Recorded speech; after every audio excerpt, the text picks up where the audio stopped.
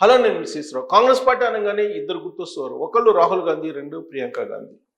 ఈ మధ్యకాలంలో ప్రియాంక గాంధీ గ్రాఫ్ పెరుగుతూ ఉంది. రాహుల్ గాంధీ ఆల్రెడీ ఆయన పార్టీని నడుపుతున్నటువంటి యువ నాయకుడిగా పేరుంది. At the same time BJP వేస్తున్నటువంటి ఎత్తుగడలకి వీళ్ళు తట్టుకోలేకపోతున్నారు. పార్లమెంటు వేదిక కానీ, పార్లమెంటు బయట కానీ ఎప్పటికప్పుడు వాళ్ళు అనుకున్నటువంటి స్థాయిలో ప్రజాక్షేత్రంలో నిలవలేకపోతున్నారు. అంతేకాదు, బీజేపీ వేస్తున్నటువంటి ఎత్తుగడలు ఏవైతే ఉన్నాయో వాటికి ప్రతిగా వాళ్ళు వ్యూహాలను రచించలేకపోతున్నారు.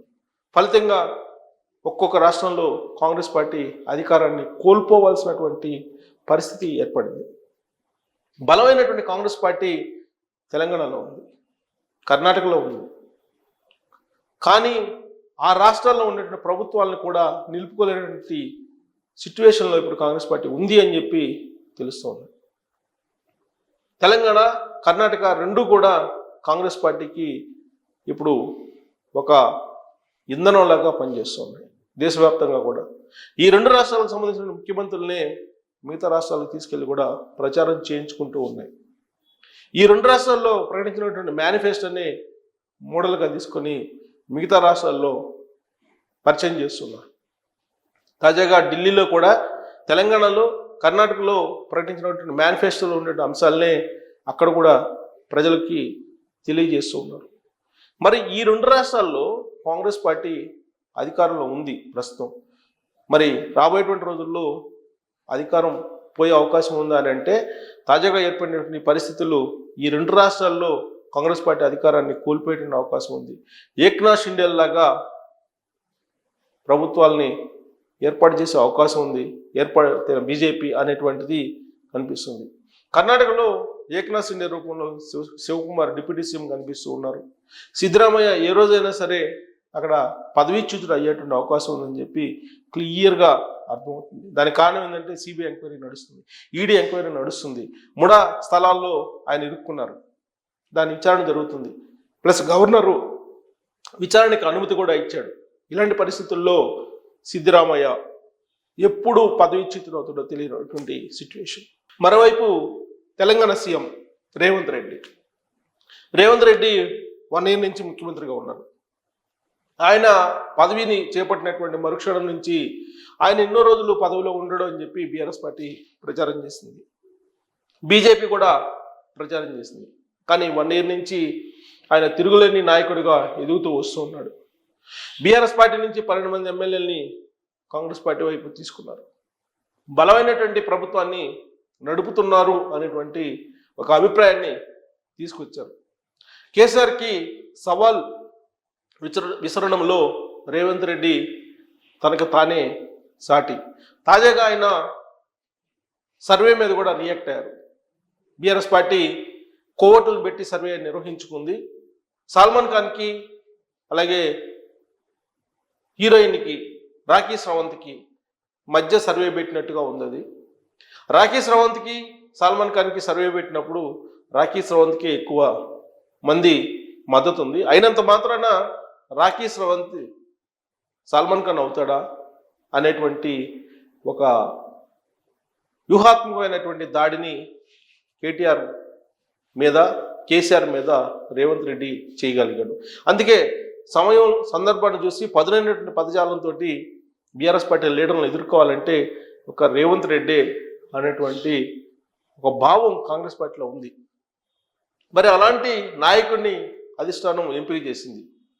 ఆ నాయకుడే ఇప్పుడు గద్దె దిగపోవాల్సిన పరిస్థితి ఏర్పడింది అని అంటే, తాజాగా తెలంగాణలో ఏర్పడినటువంటి పరిస్థితులను చూస్తుంటే రేవంత్ రెడ్డి గారి పదవి ఎప్పుడైనా ఊడిపోతుందేమో అనేటువంటి అనుమానాలు సర్వత్రా వినిపిస్తున్నాయి. అందుకే కాంగ్రెస్ పార్టీ ఢిల్లీ అధిష్టానం అప్రమత్తమైంది.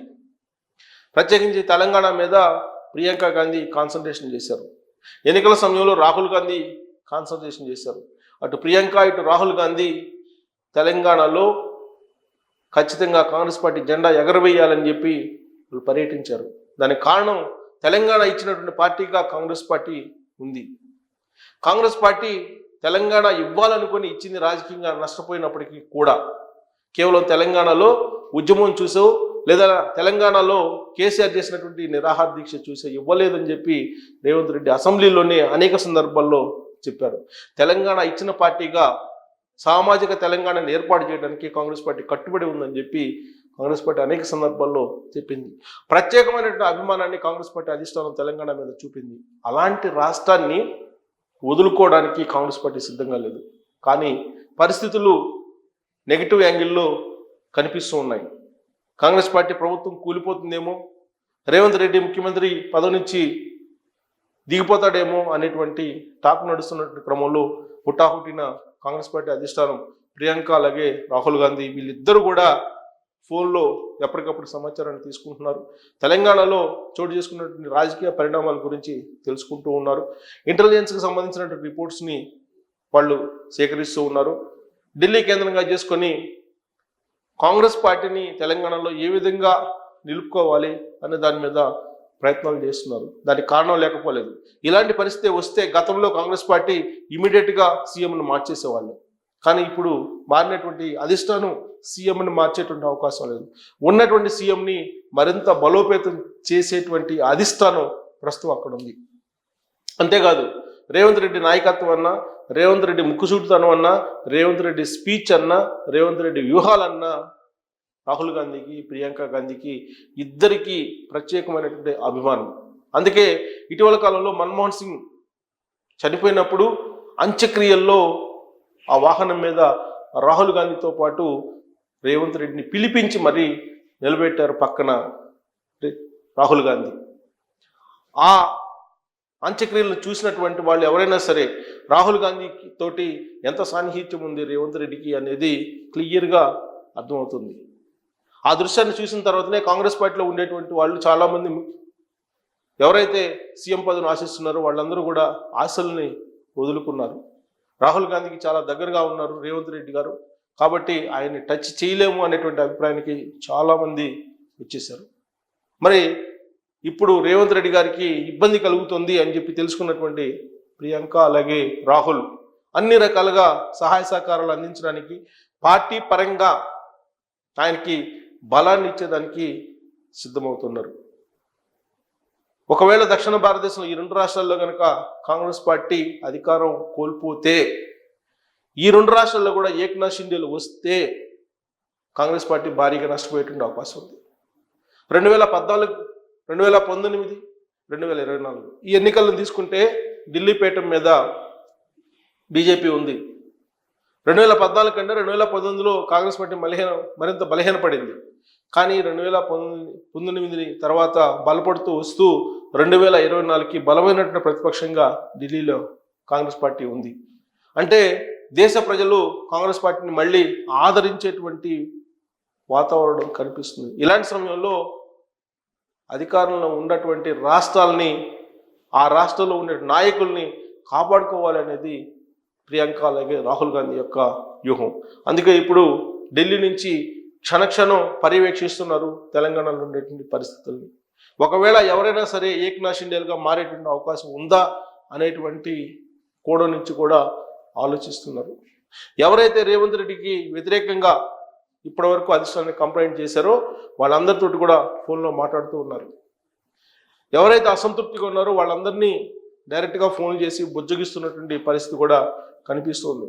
ఢిల్లీ నుంచి ఎప్పటికప్పుడు పర్యవేక్షిస్తూ ఇప్పుడున్నటువంటి రేవంత్ రెడ్డి గారి ప్రభుత్వాన్ని మరింత బలోపేతం చేయడానికి ప్రయత్నం చేస్తూ ఉన్నారు. కాంగ్రెస్ పార్టీని వీడి వెళ్ళడానికి సిద్ధమవుతున్నటువంటి ఎమ్మెల్యేలని డైరెక్ట్గా రాహుల్ గాంధీ ప్రియాంక మాట్లాడుతున్నారు. వాళ్ళకి కావాల్సినటువంటి అంశాలు ఏంటి, వాళ్ళు ఎందుకు పార్టీని వీడాలనుకుంటున్నారు, రేవంత్ రెడ్డి గారి మీద వ్యతిరేకతమా, పార్టీ మీద వ్యతిరేకమా, లేదా స్థానికంగా ఉన్నటువంటి పరిస్థితులు అనుకూలించట్లేదా, ఏ కారణం చేత పార్టీని వీడాల్సి వచ్చిందనే దాని మీద స్క్రూటినీ చేస్తున్నారు. హుటాహుటిన కాంగ్రెస్ పార్టీ పెద్దల్ని తెలంగాణకు పంపిస్తూ ఉన్నారు. ఎట్టి పరిస్థితుల్లో రేవంత్ రెడ్డిని ముఖ్యమంత్రిగా దిగిపోకుండా చేసేందుకు కాంగ్రెస్ పార్టీ అధిష్టానం అన్ని రకాల వ్యూహాల్ని రచిస్తూ ఉంది. మరి ఇన్ని ప్రయత్నాల్ని కాదని చెప్పి తెలంగాణలో కాంగ్రెస్ పార్టీ ప్రభుత్వం పడిపోయేటువంటి అవకాశం ఉందా, రేవంత్ రెడ్డి పదవిచ్యుతుడు అయ్యేటువంటి అవకాశం ఉందా అనే దాని మీద కామెంట్ రూపంలో మీ అభిప్రాయాన్ని తెలియజేసి రాహుల్ ప్రియాంక ఇద్దరు తెలంగాణ కాంగ్రెస్ మీద పట్టు సాధించగలరా అనేది ట్రోల్ చేయగలరు. Thank you very much.